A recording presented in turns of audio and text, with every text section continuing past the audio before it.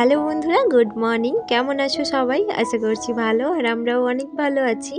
তো আমার নতুন আরও একটি ভিডিওতে তোমাদের সবাইকে স্বাগত জানাচ্ছি। আর আজকে হলো 25শে ডিসেম্বর, এখন একদমই সকালবেলা। তো আমরা ঘুমোচ্ছিলাম, আমার হাজব্যান্ড গিয়ে কেক নিয়ে আসলো। তো সেটাই হচ্ছে মানে ব্রাশ করে কেকটা এনজয় করছি। তো যাই হোক, কেক খেয়ে কিন্তু আর কিচ্ছুটি খাইনি। আমরা সোজা চলে আসলাম হচ্ছে সবজি মার্কেটে। তো আগে হচ্ছে মাছ নেব, তো এখান থেকে দু ধরনের মাছ নেব, রুই আর চিংড়ি।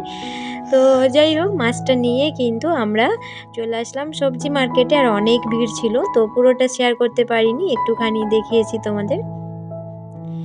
তো এখন হচ্ছে আমরা বাড়ি চলে আসলাম। আর এসে দেখো না, মুড়ি নিয়ে বসেছি। যেহেতু সকালবেলা আমরা কিছুই খেয়ে যাইনি, তো ভেবেছিলাম ওখানে গিয়ে কচুরি খাবো। আর আজকে দোকানে এত ভিড়, তো এমনিতেই দেরি হয়ে গিয়েছে। তো আমি আমার হাজব্যান্ডকে বললাম যে চপ নিয়ে না, বাড়ি গিয়ে মুড়ি খেয়ে নেবো। তো মুড়ি খেয়ে ঝটপট করে উঠে হচ্ছে মাছ ধুতে বসেছি। তো রান্নার জন্য যেগুলো যটা লাগবে নিয়ে নিয়েছি। এরপরে হচ্ছে এগুলো ধুয়ে তারপর হচ্ছে ফ্রিজে স্টোর করব। তো এই যে দেখো, চিংড়িগুলো কিন্তু বেশ বড় বড় ছিল। তো আজকে রান্না কি করব সেটাই ভাবছি। তো চলো দেখা যাক। আপাতত সবজিগুলো আমি ঢেলে রাখি। তো এই যে দেখো, আমি সবজিগুলো ঢেলে নিয়েছি। আর আজকে নিয়েছি হচ্ছে ফুলকপি, তারপরে হচ্ছে বেগুন।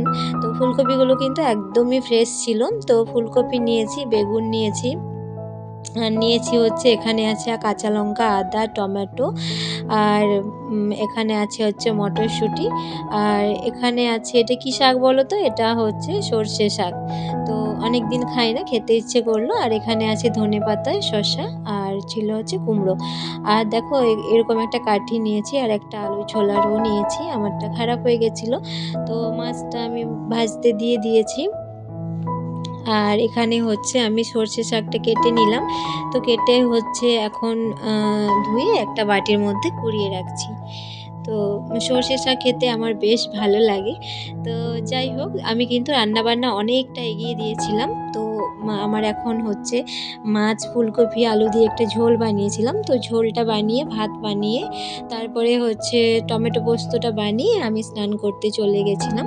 যেহেতু আজকে বিকেলবেলা একটুখানি বেরোবো, 25শে ডিসেম্বর, তো শ্যাম্পু না করলে হয় না। তো সেই জন্য আমি স্নান করে তারপরে চলে আসলাম। তো এখন কিন্তু স্নান করে শরীরটা বেশ আরাম লাগছে, আর ঠান্ডাও অতটা লাগছে না। আর এদিকে কিন্তু বেশ ভালো ঠান্ডা পড়েছে।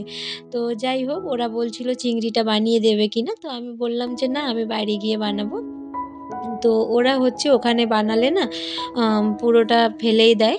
তো দেখো, এটার মধ্যে কিন্তু ডিমও রয়েছে, চিংড়ির ডিম। তো যাই হোক, এটা ধুতে গিয়ে কিন্তু অনেকটা পড়ে গেছিলো। আর চিংড়িটা ছাড়িয়ে নেব হচ্ছে, আমি মাথাটা আলাদা করে নিই। আর এই যে এর পাগুলো, এগুলো ব্যাস কেটে বাদ দিয়ে দিই। আর লেজটা যেটা কেটে বাদ দিয়ে দিই। আর পিছনের যে খোলাটা থাকে সেটা কিন্তু থাকে, ওটা আমি ফেলি না, তবে মাথার এইখানটা ছাড়িয়ে ফেলে দিই।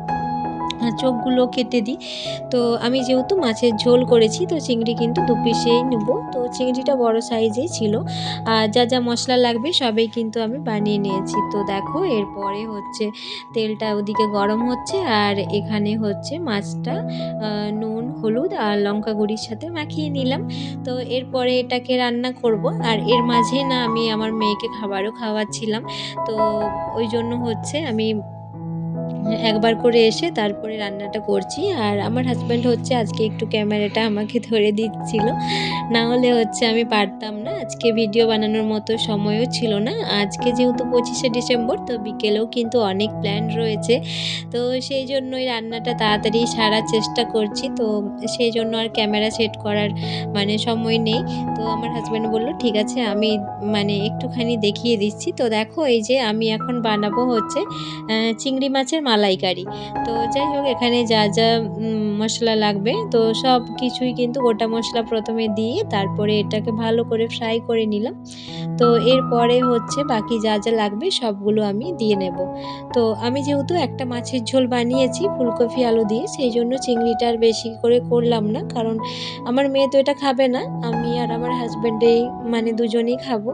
তো যাই হোক, দেখো প্রথমে কিন্তু পেঁয়াজ বাটা দিচ্ছি, এটাতে কিন্তু শুধু পেঁয়াজ বাটা রয়েছে আর অল্প একটুখানি লঙ্কাও দেওয়া রয়েছে। তো এরপরে হচ্ছে যা যা মশলা ছিল আদা রসুনের পেস্ট সেগুলো কিন্তু দিয়ে নিলাম। আর এখন দিয়ে দিচ্ছি লঙ্কার গুঁড়ো, হলুদ গুঁড়ো, জিরে গুঁড়ো আর দেব হচ্ছে ধনের গুঁড়ো।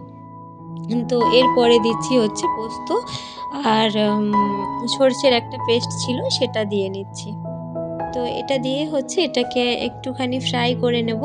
তো এরপরে হচ্ছে মানে একটুখানি জল দিয়ে এটা মাখিয়ে নেব। আর তোমাদের সাথে মাঝখানের অংশটা শেয়ার করতে পারলাম না বন্ধুরা, সরি। আসলে আমি তো তোমাদের বললামই আমি আমার মেয়েকে খাওয়াচ্ছিলাম, তো একটুখানি নারকেলের দুধ দিয়েছিলাম, সেটা মানে মেন পয়েন্টটাই দেখাতে ভুলে গিয়েছি। তো যাই হোক, তাড়াহুড়ো করে রান্নাটা করে ফেললাম। আর এখানে দেখো সরষে শাক, টমেটো পোস্ত আর মাছে ফুলকপি আলু দিয়ে যে ঝোলটা বানিয়েছিলাম সেটা, আর ওটা মানে একটু হালকা পাতলাই করেছিলাম কারণ যেহেতু চিংড়িটা রিচ হবে। তো এই যে আমার হাজব্যান্ড সার্ভ করে দিচ্ছে দেখো।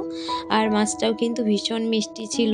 তো আমার মেয়েকে তো আগেই খাইয়ে দিয়েছি আর এখন আমরা খাচ্ছি। আর এই যে চিংড়িটা নিলাম, তো চিংড়ি মাছটাও কিন্তু বেশ ভালো হয়েছিল, আর মানে একটু মাখা মাখা করলাম।